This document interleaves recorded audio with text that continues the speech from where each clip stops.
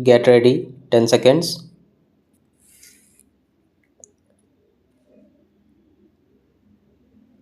5 seconds.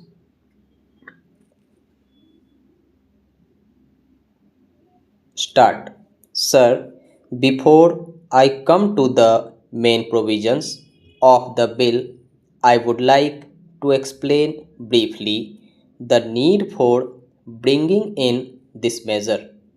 As it is known, the State Financial Corporations Act was passed in 1950 in order to enable the states to establish state financial corporations with the object of providing long term credit to a small and medium scale industries. 3 years before that act was passed, the Industrial Finance Corporation Act was passed in 1950 in order to make medium and long term credit more readily available to industrial concerns, particularly in circumstances where the normal banking facilities were not available to them. The Industrial Finance Corporation, during the first 3 years of its life, had made some progress in achieving these objectives and had acquired a certain amount of experience. Full use of the experience acquired by the Industrial Finance Corporation during the 3 years of its life was made in drafting the State Financial Corporations Act 1950. The jurisdictions of these two corporations were not overlapping because the Industrial Finance Corporation afforded the necessary credit facilities to industrial concerns of a comparatively large size. It could not possibly provide the same facilities to a smaller concerns located throughout India to meet the regional demands, and therefore there was a demand from various states for the establishment of such institutions which may cater to the needs of the various states. So, under Section 26 of the State Financial Corporations Act, such corporations cannot grant accommodation to a single industrial concern for an amount exceeding 10% of the paid up capital, which may not exceed a maximum limit of rupees 10 lakhs, whereas the Industrial Finance Corporation does not deal with applications for loans less than rupees 10 lakhs unless the loan application is from a state where the state financial corporation does not exist. So, the House will appreciate that the state finance corporations have a very important role to play in the growth of small and medium scale industries.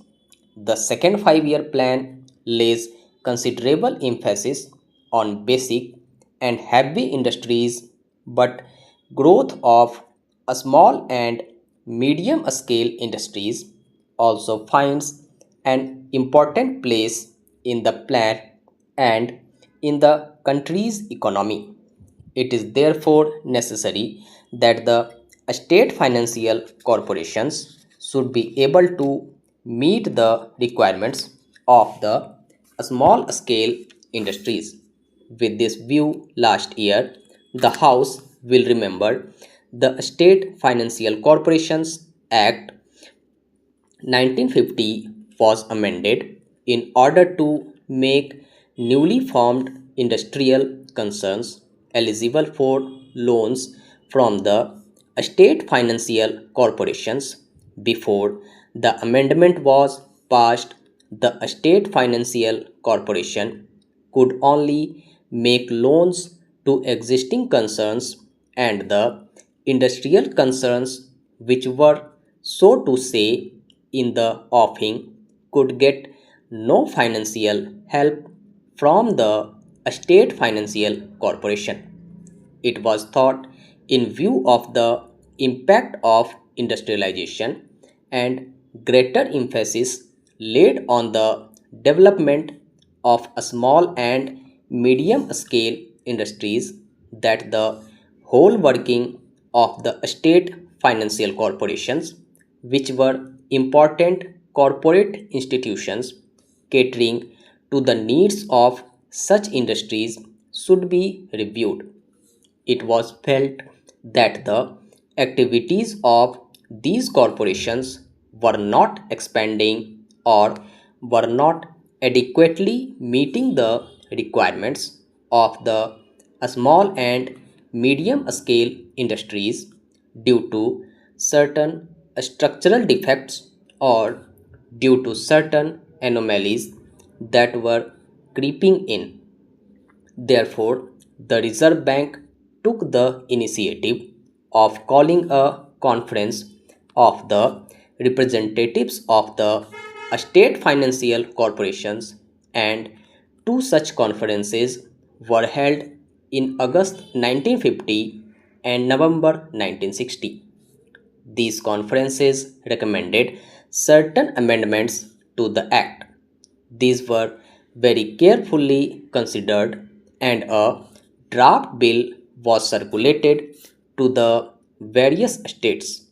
A number of states took very keen interest in the working of these corporations and made very useful suggestions, and the present bill incorporates some of the important recommendations of those conferences, as well as the useful recommendations made by the various states.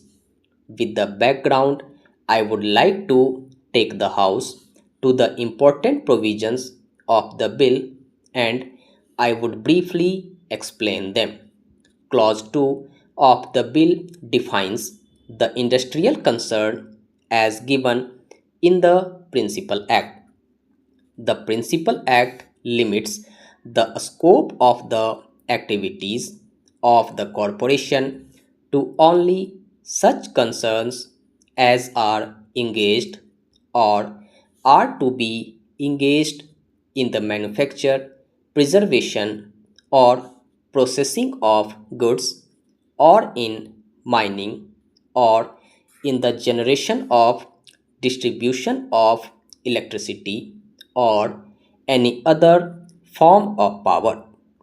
In the absence of any clear definition of the phrase processing of goods, the corporations were finding it somewhat difficult to decide whether a particular concern fulfilled the necessary conditions to make them eligible for assistance by the corporation. An explanation under clause 2, subclause 2 is now being added, defining the expression processing of goods. This explanation will remove the difficulties of the state financial corporations.